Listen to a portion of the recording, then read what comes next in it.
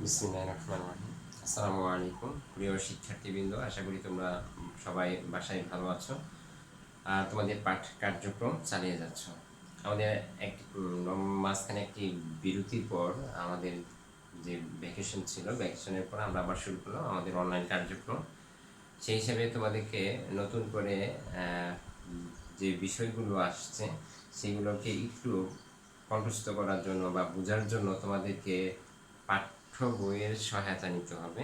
এই কারণে আশা করি তোমরা অলরেডি, যেহেতু তোমাদের ক্লাস শুরু হয়েছে বেশ কয়েকদিন হলো, আমরা বই কিনে নিয়েছি। এজন্য আমাদের বই থেকে যে অনুশীলনগুলো এগুলো আমরা করব।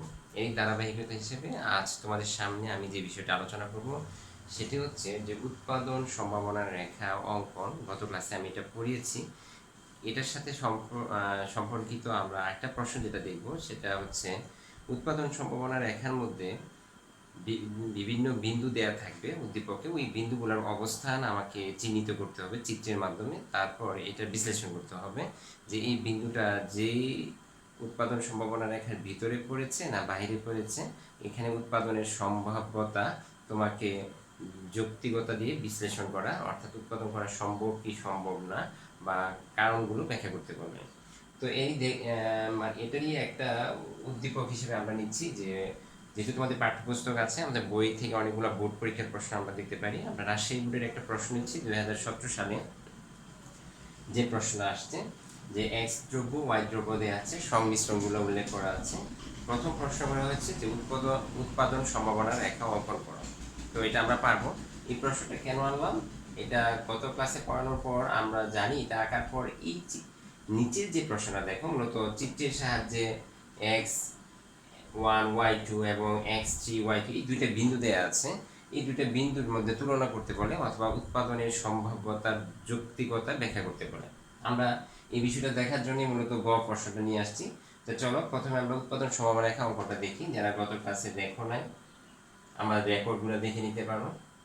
যেহেতু এখানে সর্বোচ্চ পয়েন্ট আছে আমাদের 1 2 3, খেয়াল রাখবা হাইস্ট পয়েন্টের উপর ভিত্তি করে আমি আমার ভূমি অক্ষ লম্ব অক্ষে মানগুলো বসাবো। লম্ব অক্ষে ওয়াই দ্রব্য যেটা, এখানে হাইস্ট মান 3, তাহলে হাইস্ট 3 যদি হয় এটাকে সমান 3 ভাগ করো, 1 2 3। এখন এই বিন্দুগুলো এক্স এর মান যখন 0 হয়, অর্থাৎ এ বিন্দুটা কোথায় পড়বে সেটা আমরা চিহ্নিত করছি। প্রথমে এক্স এর মান 0, আমরা জানি এখানে এক্স এর মান 0, এই পয়েন্টে দুটি 0, কেন এক্স 0 কিন্তু ওয়াই 3, তাহলে ওয়াই 3 এর অবস্থান হচ্ছে এখানে।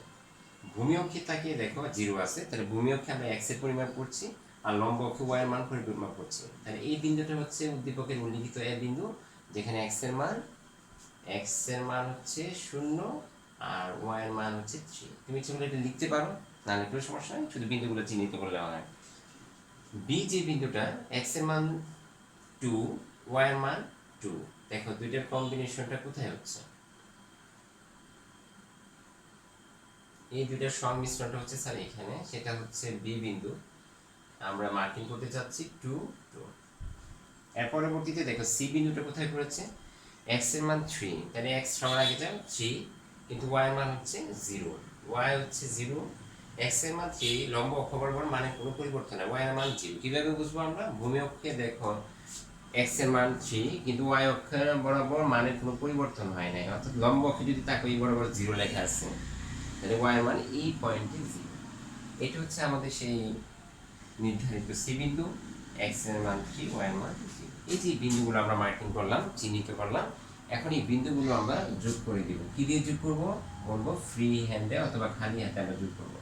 আমরা স্কেল নিব না, আমি আবারও বলছি, স্কেল নিলে আমাদের চিত্রটা যে মূল বৈশিষ্ট্য যেটা যেটা অবতল আকৃতি হয় সেটা আসবে না। তাহলে এটা হচ্ছে আমাদের এসি, কোথায় বলবা যে উদ্দীপক অনুসারে অঙ্কিত এসি হচ্ছে আমাদের উৎপাদন সম্ভাবনা রেখা। এ বি কেন বলবো না, কারণ এ এবং সি ফার্স্ট এবং লাস্ট এই দুটো বিন্দু তোমাকে বলতে হবে।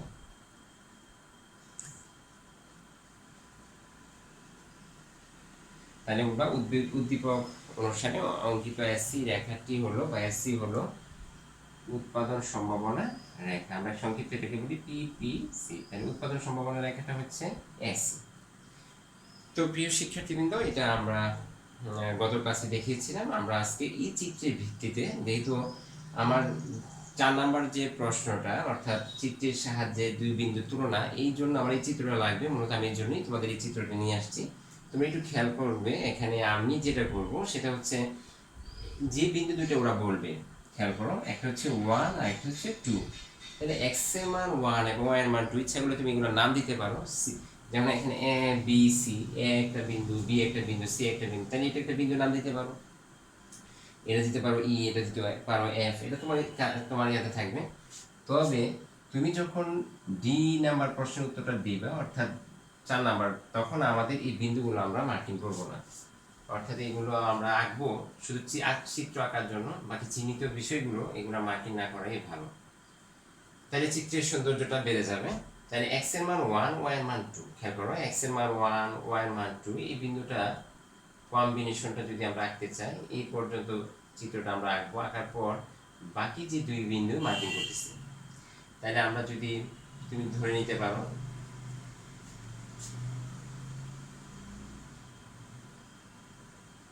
এটা হচ্ছে, আমরা দিলাম ই, এই বিন্দুর মানটা হচ্ছে 1 2।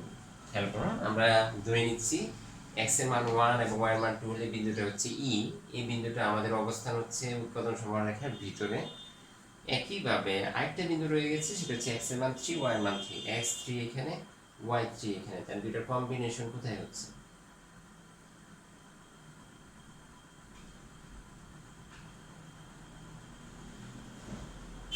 এটা হচ্ছে আমাদের f, এটা আমরা ধরে নিব, এবার ব্যাখ্যার মধ্যে আমরা বলে দিব। তো প্রিয় শিক্ষার্থীবৃন্দ, আমরা যেটা বিন্দু দুইটা মার্কিং করলাম, আমি একটু ব্যাখ্যাটা তোমাদেরকে বলে দিচ্ছি কিভাবে ব্যাখ্যা দিবা। প্রশ্নটা হচ্ছে চিত্রের সাহায্যে x1 y2 এবং x3 y3, অর্থাৎ এটা একটা বিন্দু, এটা একটা বিন্দু। আমরা জানি যে স্থানাঙ্কের ক্ষেত্রে দুইটা ভূমি অক্ষ লম্ব অক্ষে যে বিষয়গুলো মেজারমেন্ট করা হচ্ছে, যেহেতু এখানে x দ্রব্য y দ্রব্য উদ্দীপক অনুসারে এই দুইটা দ্রব্যের মান দেয়া থাকবে। তাইলে এই বিন্দু দুটো তুলনা করতে বলছে, যে এই দুইটা বিন্দু তুলনা করো, অর্থাৎ ই এবং এফ বিন্দু তুলনা, অথবা তোমাকে বলবে যে দুইটা বিন্দুতে উৎপাদনের যৌক্তিকতা ব্যাখ্যা করো বা বিশ্লেষণ করো। তো এখানে চিত্রে চাক আর না চাক তোমাকে চিত্র দিতে হবে, এবং চিত্রটা দিতে হবে একই সাথে। কোন প্রশ্নে হয় শুধু একটা বিন্দু দেয়, ভিতরেরটা দিবে, না হয় বাইরেরটা দিবে। তাহলে একটা দিলে তুমি একটা দিয়ে বিশ্লেষণ করবা। আমরা আপাতত প্রথমে উদ্দীপক অনুসারে চিত্রটা প্রথমে ড্র করবো। বলবা উদ্দীপক অনুসারে আলোচ্য বিন্দু দুটো চিত্রে চিহ্নিত করা হলো, এবং চিহ্নিত করার পর তুমি ব্যাখ্যা করবা। মনে করি প্রথম বিন্দুটি, বা শুরুতে বলতে পারো, মনে করি প্রথম বিন্দুটি হচ্ছে ই, যেখানে x এর মান 1, y এর মান 2। অথবা বলবা যে উদ্দীপক অনুসারে x = 1, y = 2 হলে বিন্দুটি মনে করি ই, যা চিত্রে চিহ্নিত করা হয়েছে। আবার x এর মান 3, y এর মান 3 যখন হয়, বিন্দুটি মনে করি f, যা চিত্রে চিহ্নিত করা হয়েছে। এবার বলবা যে ই এবং f এই দুইটি বিন্দুর মধ্যে ই বিন্দুটি, অর্থাৎ x এর মান 1, y এর মান 2 হলে উৎপাদন সম্ভাবনা রেখা, যেটা AC, উৎপাদন সম্ভাবনা রেখা AC, এই দুইটা বিন্দু মার্কিং রাখতে হবে। বি বিন্দুটা আমাদের দরকার নাই। AC উৎপাদন সম্ভাবনা রেখার ভিতরে পড়ে। তো ভিতরের বিন্দু কি প্রকাশ করে? তুমি বলবা যে ভিতরের বিন্দু হচ্ছে উৎপাদন সম্ভাবনা রেখার ভিতরে অবস্থান করার, এখানে উৎপাদন করা সম্ভব হয়, কিন্তু এখানে উৎপাদন করাটা আমাদের জন্য মানে যৌক্তিক নয় অথবা কাম্য নয়। দুইটা পয়েন্ট কেন বলবা যে এই পয়েন্টে উৎপাদন করা যাবে, কিন্তু সম্পদের সঠিক ব্যবহার হবে না বা পূর্ণ ব্যবহার হবে না। অর্থনীতিতে যদি আমাদের ক্ষেত্রে যেটা এখানে ব্যাখ্যা করি, যে সম্পদ বলতে ভূমি, শ্রম, মূলধন, সংগঠন, এই উৎপাদনের উপকরণগুলো যদি আমরা সঠিক ব্যবহার না করি বা পূর্ণ ব্যবহার না করি, তাহলে এই উপকরণগুলো অব্যবহৃত থেকে যাবে, ফলে বেকারত্ব সমস্যা বা আমরা যেটা বলি অপচয় হবে। যেমন শ্রমের ক্ষেত্রে তুমি বেকারত্ব বলতে পারো, অন্যান্য উপকরণগুলোর ক্ষেত্রে আমরা বলি অপচয় হয়, এবং উৎপাদন যতটুকু হওয়ার কথা এর চেয়ে কম হয়, যা অর্থনীতির জন্য ক্ষতিকর। তাইলে এই পয়েন্টটা আমাদের উৎপাদন সম্ভাবনা এখানে ভিতরে পড়ার কারণে উৎপাদন সম্ভব হচ্ছে, কিন্তু এখানে কাম্য না বা উৎপাদনের যৌক্তিক পয়েন্ট না, বা এটাকে আমরা বলি উৎপাদনের অদক্ষ বিন্দু। ভালো করে খেয়াল করবা, এটা হচ্ছে অদক্ষ বিন্দু আমরা বলি। আচ্ছা, এবার শেষ। এরপরে বলবা উৎপাদন সম্ভাবনা রেখার বাইরের যে বিন্দু সেটা হচ্ছে আমাদের এখানে এফ। এই বিন্দুটির ব্যাখ্যা, এই দুটো বিন্দু ব্যাখ্যা আলাদা আলাদা দিচ্ছ। আমি যে কথাগুলো বললাম এটা প্রথমে একটা প্যারাতে থাকলো, দ্বিতীয় প্যারা বলবা X is equal to 3, Y is equal to 3, বিন্দুটি হচ্ছে এফ, আর এই এফ বিন্দুর বিশ্লেষণ। তাহলে বলবা এই বিন্দু তুলনায় এফ বিন্দুটি উৎপাদন সম্ভাবনা রেখার বাহিরে পড়ে, আর বাহিরে যেটা পড়ে সেটাকে আমরা বলি উৎপাদনের অযৌক্তিক বিন্দু।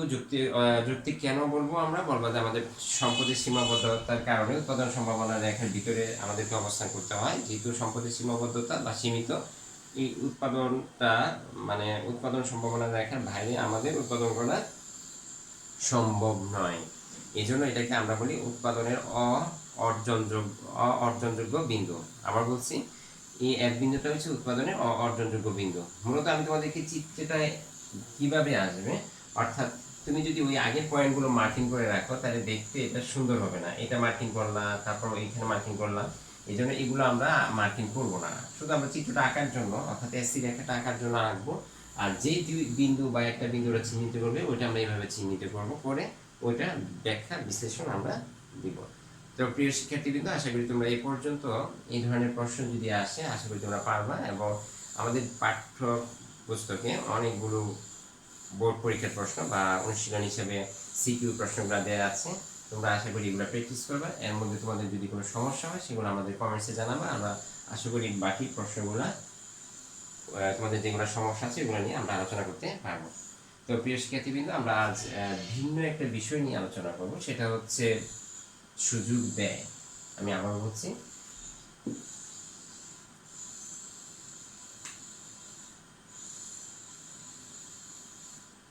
ইংরেজিতে এটাকে বলা হয় অপরচুনিটি কস্ট। সহজ ভাষায় যদি তোমাদেরকে বলতে চাই যে সুযোগ ব্যয় কি, তখন আমি যদি তোমাদেরকে প্রশ্ন করি, তোমরা এখন যারা আমার এই ক্লাসটা করছো বা রেকর্ড দেখতেছো তাদেরকে বলবো যে তোমরা যে রেকর্ড দেখতেছো, যদি ক্লাসটা মনোযোগ সহকারে করতে হয় তাহলে আমাদের অন্যান্য কার্যক্রম বা অন্যান্য কাজ বা অন্যান্য পড়াশোনাগুলো কি করতে হয়, আপাতত বন্ধ রাখতে হয়। একই সাথে একাধিক কাজ করা যায় না। তার মানে পূর্ণ মনোযোগের সাথে যদি করতে চাও, তুমি যদি বলো যে স্যার আমি এখন ঘুমাবো, আমি খাবো, আমি ক্লাসও করবো, খেলাধুলা করবো, এগুলা একসাথে চালানো সম্ভব নয়। তাই না? আমাদের এখানে সম্পদটা যদি মনে করি, কোনটা সম্পদ হচ্ছে আমাদের সময়। এই সময়টাকে আমরা কোন কাজে ব্যয় করতেছি? আমরা মনে করো এই মুহূর্তে তুমি ক্লাস করাকে গুরুত্ব দিচ্ছ, তাহলে অন্য অন্য কাজগুলোকে পিছনে ফেলতেছ। অর্থাৎ তোমার এই ক্লাস যদি এখন তুমি না করতা, নিশ্চিত তুমি অল্টারনেটিভ এটার পরিবর্তে অন্য একটা গুরুত্বপূর্ণ কাজ তুমি করতে, যেটা তুমি 2 নম্বরে এখন রেখেছ। তাই না? আমরা প্রথমে দুইটা মানে অনেকগুলো কম্পেয়ার করি, এর মধ্যে কাজগুলোর মধ্যে সবচেয়ে গুরুত্বপূর্ণ দুইটা পাশাপাশি আনি, এর মধ্যে সবচেয়ে গুরুত্বপূর্ণ যেটা সেটাকে আমরা প্রাধান্য দিয়ে কাজটা করি। যদি কোনো কারণে এই কাজটা মানে সম্পূর্ণ হয়ে যায় বা না করতে হয়, তখন আমরা দ্বিতীয় কাজটা হাতে নিই। এখন তুমি যে ক্লাস করতেছো, তুমি এখন ক্লাস করতেছো, তো ক্লাস করার কারণে তুমি যেই কাজটা ছেড়ে দিচ্ছ সেটা হচ্ছে সুযোগ ব্যয়। অর্থাৎ এই ক্লাসটা করতে গিয়ে তুমি যেগুলো হারাচ্ছ, ত্যাগ করছো, বা তুমি এখন করতে পারতেছো না, সেটাকে আমরা বলি সুযোগ ব্যয়। ধরে নিচ্ছি যে তুমি এখন ক্লাস করতেছো, ক্লাস না করলে তুমি এখন ঘুমাইতে, হ্যাঁ, তো ঘুমাবা বা খাবে বা খেলাধুলা করবে। তো এখন তোমাকে আমি যদি বলি তুমি কোনটা করবে, স্যার আমি তো এখন এই টাইমে আমার ঘুমানোর খুব প্রয়োজন ছিল, আমি ঘুমাইতাম, বাকি ক্লাসটাও খুব প্রয়োজন, এই জন্য ঘুমটাকে আপাতত বাদ দিয়ে ত্যাগ করে আমি এখন ক্লাস করছি। তাহলে আমার এই 1 ঘন্টার বা আধা ঘন্টার অনলাইন ক্লাসের সুযোগ ব্যয় হবে তোমার 1 ঘন্টার ঘুম বা আধা ঘন্টার ঘুম। তার মানে আমি যে কাজটা করতেছি, এই কাজ করার কারণে যে কাজটা আমি ত্যাগ করতেছি বা ছেড়ে দিচ্ছি, সেটা হচ্ছে এই কাজ, যে কাজটা করতেছি এর সুযোগ ব্যয়। আশা করি এই কথাটা তোমাদের স্পষ্ট হবে যদি আমি একটা উদাহরণ দিই। যেমন আমাদের অর্থনীতিতে বলা হয় উৎপাদনের সাথে সম্পর্কিত বিষয়গুলো। উৎপাদন সম্পর্কিত কিভাবে? যেমন একটা জমি আছে, ওই জমিতে তুমি উৎপাদন করবা, দুইটা দ্রব্য উৎপাদন করা যায়, ধান এবং গম। ধান এবং গম উৎপাদন করার ক্ষেত্রে তুমি জমিটাকে ভাগ করে নিয়েছো, যে অর্ধেক জমিতে ধান চাষ করবা আর একটা অর্ধেক জমিতে গম চাষ করবা। কোনো কারণে তুমি চাচ্ছ যে ধানের উৎপাদন বৃদ্ধি করবা। খেয়াল করো প্রিয় শিক্ষার্থীবৃন্দ, ধানের উৎপাদন যদি বৃদ্ধি করতে হয়, তোমার সম্পদ নির্দিষ্ট, অর্থাৎ জমির পরিমাণ তুমি বাড়াইতে পারছো না সাময়িক সময়ের জন্য, এই স্বল্প সময়ের মধ্যে তুমি জমি বাড়াচ্ছ না, জমি নির্দিষ্ট আছে, মনে করো 1 একর জমি বা 5 একর জমি, এই জমির মধ্যে ধান গমের উৎপাদন স্বাভাবিকভাবে একটা পরিমাণ হচ্ছিল। মনে করেন এখানে ধান এবং গমের উৎপাদন হচ্ছিল 2-2 করে, এটার উৎপাদন হচ্ছে আমাদের এখানে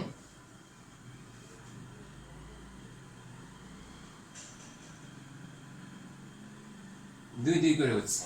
এখন তুমি যদি চাও যে আমি একটা উৎপাদন বাড়াবো, তাহলে অপদ্রব্যের উৎপাদনটা তোমাকে বাধ্য হয়ে কি করতে হবে, কমাতে হবে। ধানের উৎপাদন তুমি বলতেছো আমি 3 একর করব, তাহলে তোমাকে অবশ্যই গমের উৎপাদন ছেড়ে দিতে হবে। এখানে আমরা যে চিত্রটা নিয়ে আসছি তোমাদের এই চিত্রের সাহায্যে একটু ব্যাখ্যা করি। এটাকে যদি একটু সুন্দর করা যায় সেটাকে আমরা চেষ্টা করি। তোমাদের এখানে একটা মান নিলে ভালো হয়।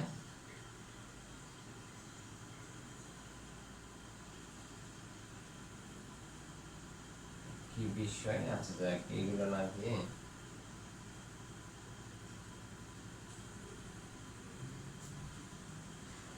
সংখ্যাটা তোমাদেরকে দিলে তোমরা সহজে বুঝবে, যেন আমি সংখ্যা দিচ্ছি।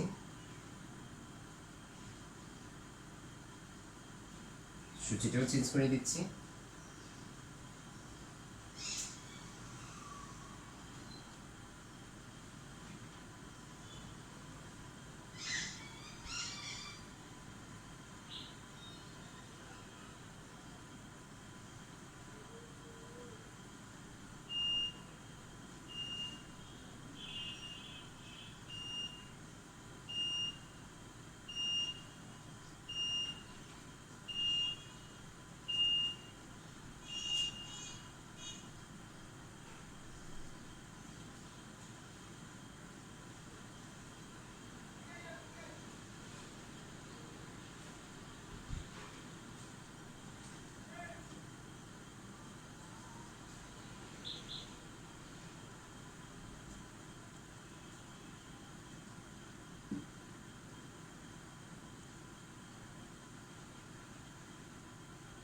প্রিয় শিক্ষার্থীদের তোমাদের বোঝানোর জন্য আমরা একটা উদাহরণ দিচ্ছি।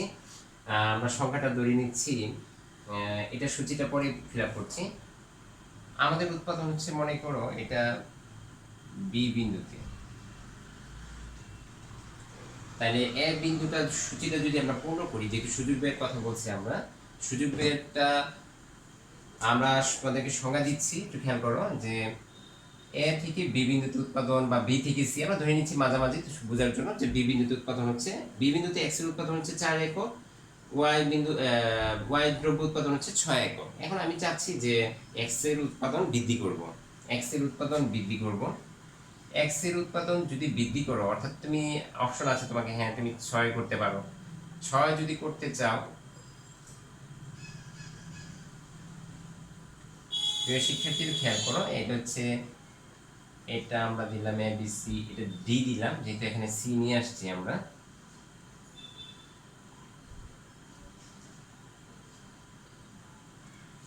তাহলে ডি বিন্দুতে যদি তুমি উৎপাদন করো, তাহলে এক্স এর উৎপাদনটা বৃদ্ধি পাবে, এক্স এর উৎপাদন বৃদ্ধি পাবে। এক্স এর উৎপাদন আগে ছিল 4, এখন হচ্ছে 6।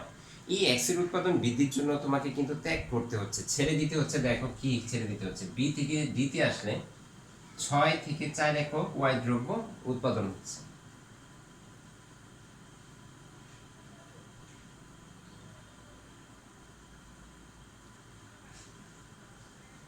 ওয়াই যে পরিবর্তন হচ্ছে 2 একক, আর এটাকে আমরা বলি সুযোগ, যেটা সে গ্রহণ করছে। এটা হচ্ছে 2, এটা হচ্ছে ডেল এক্স। এবার আসো আমরা সুযোগ ব্যয়ের সংজ্ঞাটা তাহলে আমরা কিভাবে উপস্থাপন করব, যে দুইটি দ্রব্যের মধ্যে একটি দ্রব্যের উৎপাদন অতিরিক্ত বৃদ্ধির জন্য, অথবা তুমি বলো দুটি দ্রব্যের মধ্যে একটা দ্রব্যের উৎপাদন বৃদ্ধির জন্য অপর দ্রব্যের উৎপাদন যতটুকু ছেড়ে দিতে হয় তাকে সুযোগ ব্যয় বলে। আমি আবারও বলছি, যে একটি দ্রব্যের উৎপাদন দুটি দ্রব্যের মধ্যে বলবা, যে দুটি দ্রব্যের মধ্যে, এখানে যেহেতু দুটো দ্রব্য আছে, একটা দ্রব্যের উৎপাদন বৃদ্ধির জন্য অপর দ্রব্যের উৎপাদন যতটুকু ছেড়ে দিতে হয় তাকে সুযোগ ব্যয় বলে। এখন সুযোগ ব্যয়ের সংজ্ঞাটা আমরা বুঝে গেলাম। এখন খেয়াল করো যে বি বিন্দুতে উৎপাদন হচ্ছিল এক্স এর মান 4 একক, ওয়াই এর মান হচ্ছিল 6 একক, 4 6 ছিল। ডি বিন্দুতে উৎপাদন হচ্ছে x এর উৎপাদন বৃদ্ধি করা হচ্ছে 6 অর্থাৎ 2 একক বেড়ে যাচ্ছে, আর y এর উৎপাদনটা কমে যাচ্ছে 6 থেকে কত হচ্ছে 4 হচ্ছে। তুমি যদি এখানে তাকাও x এর উৎপাদন বৃদ্ধি পেয়ে 2 একক বৃদ্ধি পাচ্ছে, x এর উৎপাদন 2 একক বৃদ্ধির জন্য তুমি ছেড়ে দিচ্ছ কিন্তু y দ্রব্যের 2 একক। এই যে আমরা এখানে দেখলাম এখানে 2 এখানে 2 সব সময় সমান হবে, এটা আমাদের কথা না, ভিন্ন রকম হতে পারে। তাহলে 2 একক x দ্রব্য উৎপাদনের সুযোগ ব্যয় হবে 2 একক y দ্রব্য। কারণ কি, আমরা 2 একক x দ্রব্য উৎপাদনের জন্য আমাদের 2 একক y দ্রব্যটা কমে যাচ্ছে বা হ্রাস পাচ্ছে। এটাকে বলা হয় বি থেকে ডি বিন্দুতে যদি একজন উৎপাদনকারী উৎপাদনের সিদ্ধান্ত নেয় তাহলে সুযোগ ব্যয়ের পরিমাণটা। তোমাকে প্রশ্ন করা হবে বি থেকে ডিতে উৎপাদন করা হলে এক্স দ্রব্যের সুযোগ ব্যয় কত হবে, তখন বলবো 2 একক ওয়াই দ্রব্য। একইভাবে তোমাকে যদি প্রশ্ন করা হয় যে উৎপাদনকারী ডি বিন্দুতে উৎপাদন করছিল 6 এবং 4, এখন সে কোনো কারণে মনে করে যে ওয়াই দ্রব্যটা বেশি উৎপাদন করা দরকার, অর্থাৎ সে এখন বি বিন্দুতে উৎপাদন করবে।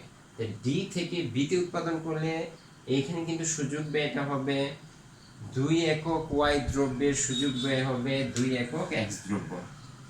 আমি আবারও বলছি, যেহেতু বিষয়টি একটু জটিল বিষয়, সহজে উপস্থাপন করার জন্য আমি একটু লিখে দিচ্ছি তোমাদেরকে। ডি থেকে ডি বিন্দুতে প্রথম যেটা ছিল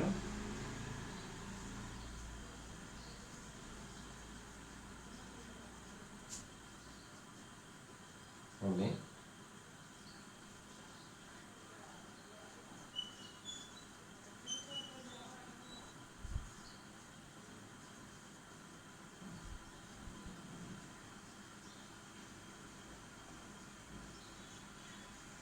তুমি যেটা ত্যাগ করতেছো হারাচ্ছ সেটা হচ্ছে সুযোগ ব্যয়। মূলত সুযোগ ব্যয় এটা হচ্ছে যেটা তুমি ছেড়ে দিচ্ছ। তাহলে 2 একক এক্স দ্রব্যের সুযোগ ব্যয় হবে 2 একক ওয়াই দ্রব্য। মূলত সুযোগ ব্যয় এটা হচ্ছে 2 একক এক্সটা বাড়াচ্ছি, 2 একক ওয়াই দ্রব্য হারাচ্ছি, যেটা আমি হারাচ্ছি সেটা হবে সুযোগ ব্যয়। যে কাজটা আমি এখন করতে পারতেছি না সেটা তার জন্য সুযোগ ব্যয়। একইভাবে ডি থেকে বি বিন্দুতে যদি উৎপাদন করে তাহলে বলবা বৃদ্ধি পাবে, তখন ওয়াই এর উৎপাদন বৃদ্ধি পাবে 2 একক ওয়াই দ্রব্যের 2 একক ওয়াই দ্রব্যের সুযোগ ব্যয় হবে 2 একক এক্স দ্রব্য। বিন্দুটা যদি ডি থেকে বি হয়। এখন তোমাদেরকে যদি আমি প্রশ্ন করি যে স্যার সুযোগ ব্যয় আমরা এটা বুঝছি, এখন ডি বিন্দু থেকে যদি সি বিন্দুতে উৎপাদন হয় তাহলে সুযোগ ব্যয় এটা কত হবে। আমি আবার বলছি প্রশ্নটা, ডি থেকে ডিতে উৎপাদন হচ্ছে 6 একক এক্স 4 একক ওয়াই।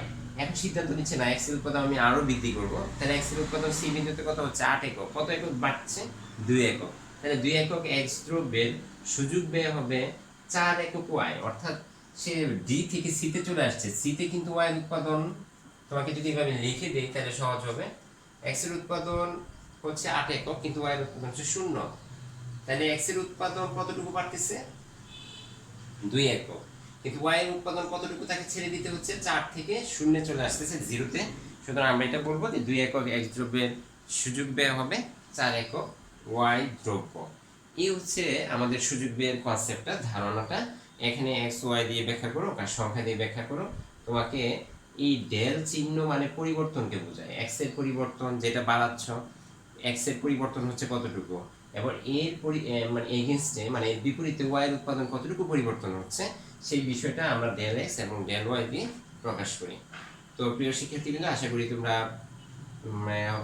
সুযোগ ব্যয় বিষয়টা মানে ধারণা পেয়েছো, এবং এর সাথে সম্পর্কিত যে প্রশ্নগুলো থাকবে সেটা আশা করি তোমরা এই উৎপাদন সম্ভাবনা রেখার মাধ্যমে ব্যাখ্যা করতে পারবে। এই পর্যন্ত আজ থাকো, তোমরা সবাই ভালো থাকবা, সুস্থ থাকবা। আসসালামু আলাইকুম।